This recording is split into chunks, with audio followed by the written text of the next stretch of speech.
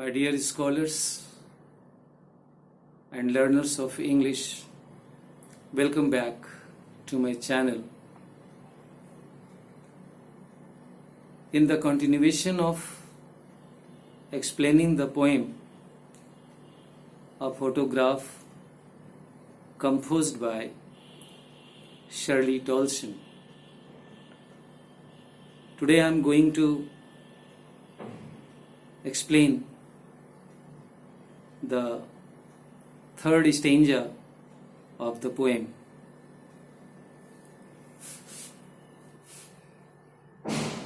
Some 20-30 years later, she would laugh at the snapshot. See Betty and Dolly, she'd say, and look how they dressed us for the beach.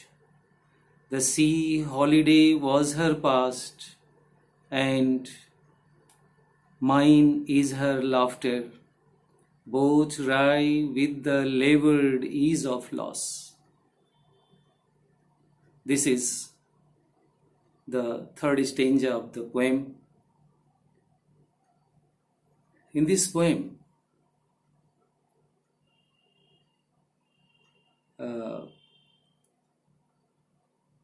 as I have already explained, that the poetess recalls the happy and sweet memories of her mother's childhood.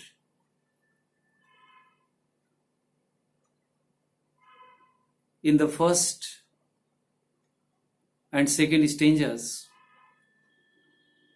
the poetess has described her mother's childhood days, the first phase of her life. In this stanza, the poetess is going to describe the third phase of her mother's life, her childhood. After her childhood, her youth was the second phase of her life. When her mother was in her youth, the poetess says,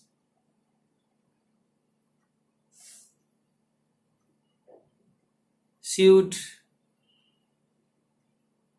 look at the photograph and laugh nostalgically while remembering the sweet and happy moments of her childhood. And she would comment on the dresses worn by her two girl cousins, Betty and Dolly, and by herself.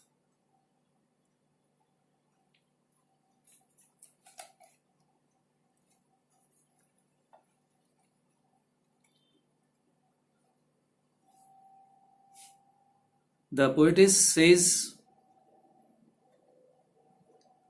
the sea holiday was her past, mine is her laughter. The poetess recalls how her mother would remember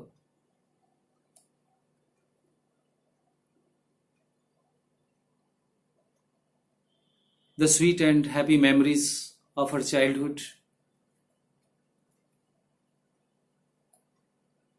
while looking at the photograph.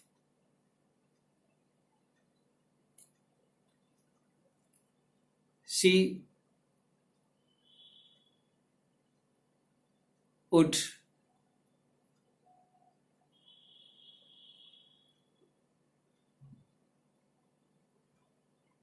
look at the photograph and laugh nostalgically while remembering the sweet memories of her childhood, as well as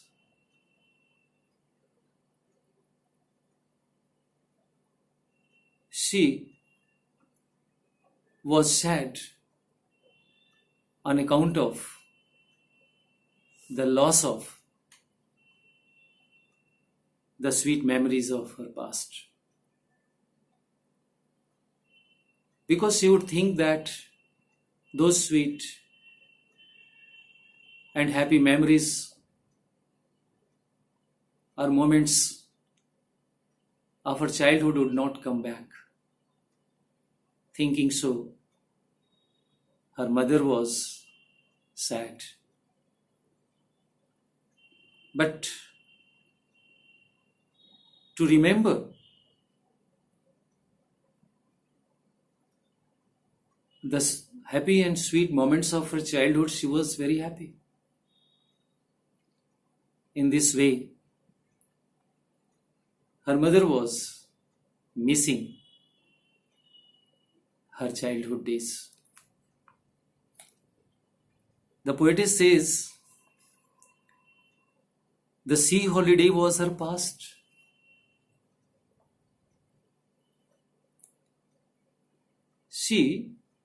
Her mother, was nostalgic. She had nostalgia, sentimental longing for the things which were of the past. She was recalling or recollecting the sweet and happy memories of her childhood. But to think that the sweet and happy moments of her childhood would not come back, she was sad. So, it was the thing of the past for her mother. And the poetess further says, mine is her laughter.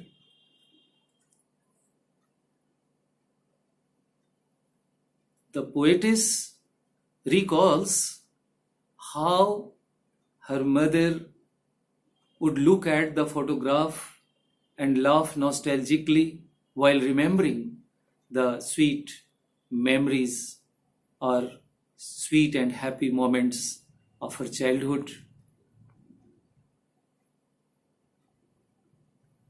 So, the laughter of her mother has been the thing of the past for the poetess. So, the poetess also has the nostalgic feeling. The poetess also has the sentimental longing for her mother's laughter. How she was laughing while remembering her past events, past memories, past happy and sweet moments.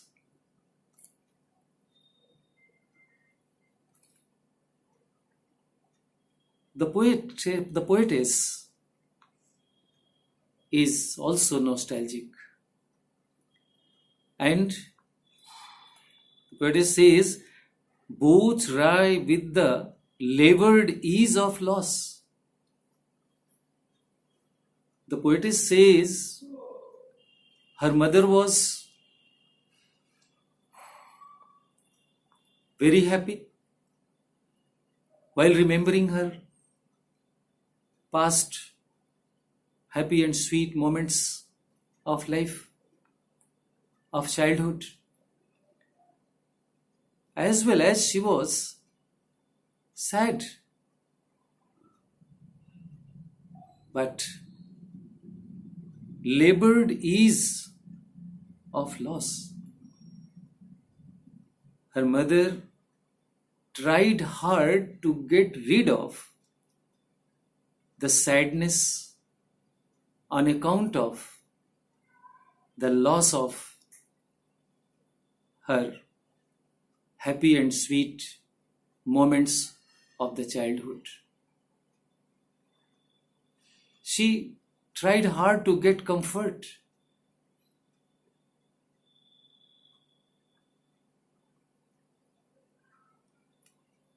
For the loss of her past events, past moments. Similarly, in the same way, the poetess also tries hard to get rid of the sadness of the loss of her mother's laughter. That is why the poetess says here, both lie with the labored ease of loss. Labored ease. Labored ease of loss, it means an act of getting comfort by trying hard, by making hard effort.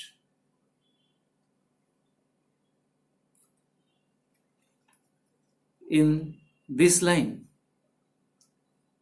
the poetess has used the figure oxymoron. Labored is, these are two words expressing contradictory ideas. In oxymoron, two contradictory ideas of the same person or thing are combined together. Here, the two opposite ideas, labored, difficult effort, hard effort, and ease, comfort, both words are opposite to each other. So, we can say that in this line, the poetess has used the figure oxymoron. In the next and the last stanza, fourth stanza, the poetess expresses herself in this way. Now she is being dead nearly as many years as that girl lived, and of this circumstance there is nothing to say at all. Its silence silences. Here,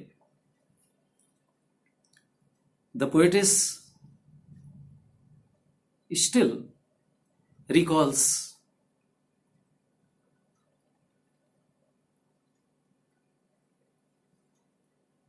that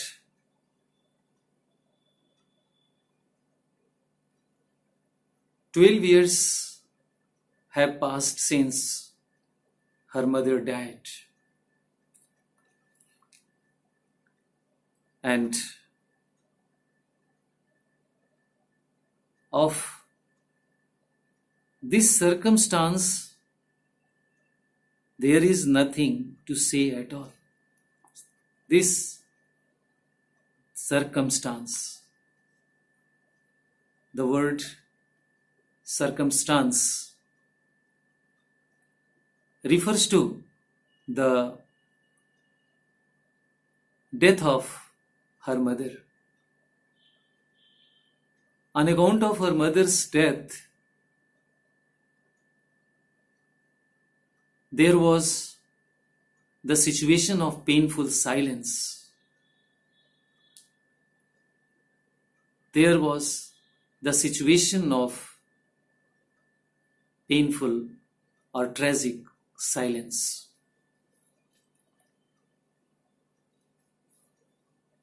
The painful silence or the tragic silence on account of her mother's death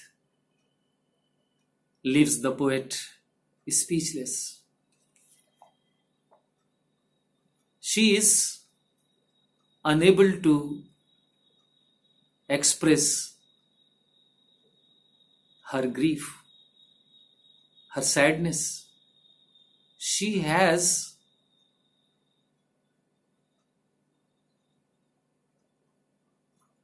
much grief, but she is left with no words to express her grief, her sadness, on account of the loss of her mother.